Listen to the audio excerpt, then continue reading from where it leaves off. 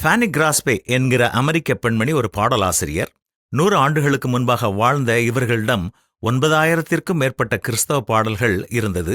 இவர்கள் சுவிசேஷ பாடலாசிரியர்களின் ராணி என்று அழைக்கப்படுகிறார்கள். இன்றைக்கும் ஃபேனி எழுதின பாடல்கள் உலகெங்கிலும் பாடப்படுகிறது. ஃபேனியோட பாடல்கள் மட்டுமல்ல, இவர்கள் மக்களுக்காக செய்த பணிகளும் இன்றளவும் பேசப்படுகிறது. ஏழை எளிய மக்களுக்கு தன்னால் முடிந்த உதவினை ஃபேனி தொடர்ந்து செய்து கொண்டே இருந்தார்கள். இவர்கள் எழுதின அந்த காலகட்டத்திலே பெண் எழுத்தாளர்களுக்கும் பாடலாசிரியர்களுக்கும் பெரிதான வரவேற்பு இல்லை. அதனால ஃபேனியோட வருமானம் ரொம்ப குறைவாகத்தான் இருந்தது.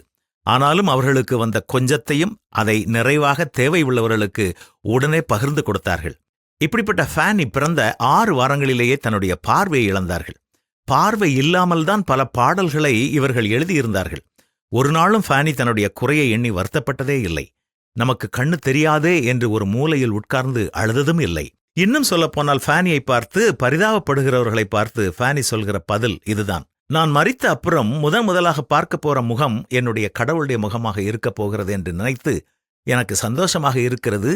அது மட்டுமில்லை, ஒருவேளை எனக்கு இப்போது பார்வை கிடைக்கிறதாக இருந்தாலும் நான் வேண்டாம் என்றுதான் சொல்லுவேன். ஏனென்றால் பார்வை இருந்திருந்தால் இந்த உலகத்தின் காரியங்களை பார்த்து கொண்டு ஒன்றுமே செய்ய முடியாமல் இருந்திருப்பேனோ என்ற எண்ணம் எனக்கு இருக்கிறது. ஆனால் இப்போது பார்வை இல்லாதனாலே என்னால் எவ்வளவு பாடல்களை எழுத முடிந்தது என்று சொல்லியிருக்கிறாள்.